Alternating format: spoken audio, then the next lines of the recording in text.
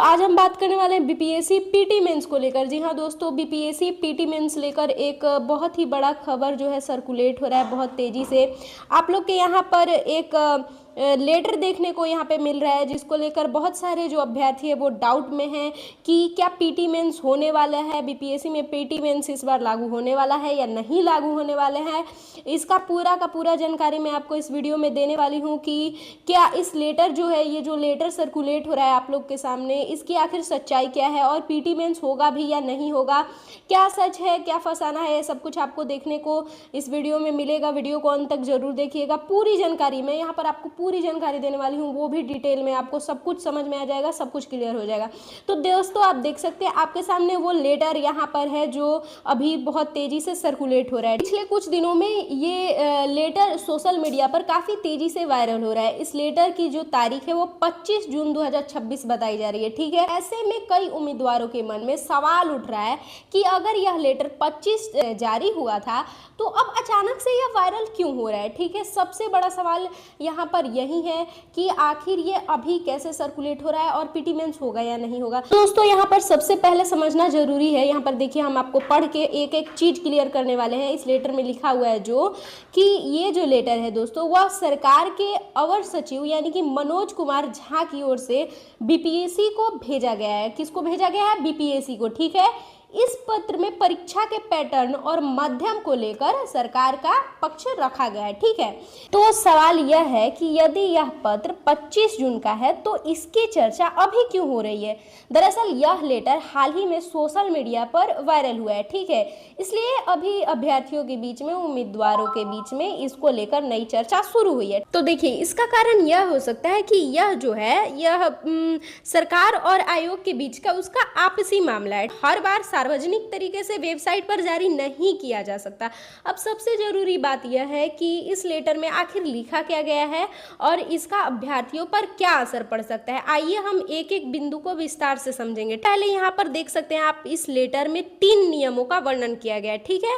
यहाँ पे 3-4 नियम आपको देखने को मिलते हैं जिसको समझना बहुत ही जरूरी है। क्या लिखा गया है इस लेटर में और इस लेटर को पढ़ने के बाद क्या ये क्लियर होता है कि नहीं कि पीटी मेंस होगा भी या नहीं होगा।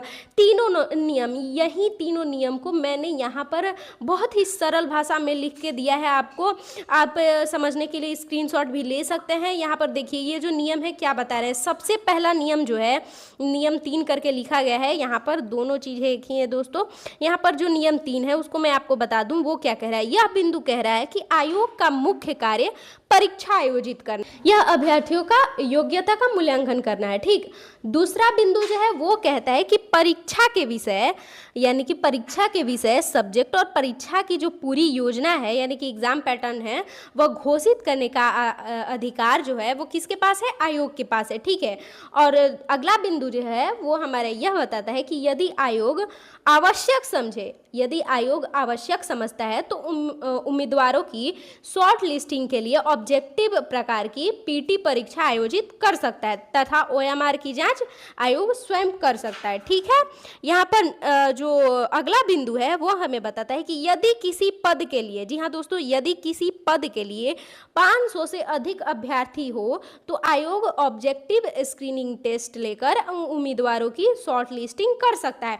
यहाँ पर जितने भी बिंदु यहाँ पे इस पत्र में आपको देखने को मिल रहे हैं उसको मैंने बहुत ही सरल भाषा में आपको समझा दिया, ठीक है। अब देखिए अभी तक इस लेटर में दोस्तों आपको कहीं साफ तौर पर यह लिखा हुआ नहीं पाया गया है निश्चित रूप से कि परीक्षा जो है निश्चित रूप से प्रारंभिक पीटी और मुख्य मेंस 2 चरणों में होगी, ठीक है। इसकी वजह से उम्मीदवारों के बीच में लगातार भ्रम बना हुआ है। एक बात पर ध्यान दीजिए, बीपीएससी केवल टीआरई 4 ही नहीं बल्कि समय समय पर कई अलग अलग परीक्षाएं निकालता रहता है, ठीक है। ऐसे में सबसे पहले यह समझना जरूरी है कि यह जो आखिर किस परीक्षा के संदर्भ में लिखा गया है। क्या यह विशेष रूप से टीआरई 4 के लिए है या फिर सामान्य रूप से आयोग द्वारा आयोजित परीक्षाओं के लिए है। फिलहाल इस पर कोई स्पष्ट जानकारी सामने नहीं आ रही है।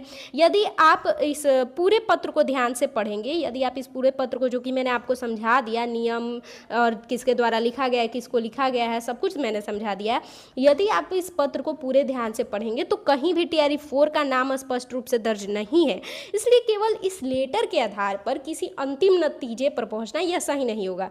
मेरा राय, जब तक देखिए BPSC की ओर से कोई आधिकारिक सूचना विज्ञापन जारी नहीं किया जाता, तब तक किसी भी दावे पर पूरी तरह से मानना मतलब उचित नहीं होगा। हो सकता है सरकार ने अपना सुझाव आयोग को भेजा हो, लेकिन अंतिम निर्णय जो है, वो जो लास्ट डिसीजन है, वो तो BPSC ही लेगा। इसलिए अभी यह कहना कि परीक्षा निश्चित रूप से PT और मेंस पैटर्न में ही होगा, जल्दबाजी होगी। मेरा काम है आपको सही और अच्छी जानकारी देना, ठीक है। तो एक जिम्मेदार यूट्यूबर होने के नाते मेरा उद्देश्य केवल प्रमाणित जानकारियों को ही देना है, ठीक है। इसलिए मैं बिना किसी आधिकारिक पुष्टि के यह दावा नहीं कर सकती कि TRE 4 में PT और मेंस होगा या नहीं होगा। जैसे ही आयोग की ओर से कोई आधिकारिक अपडेट आएगा, उसकी जानकारी सबसे पहले मैं आपको दूंगी, ठीक है।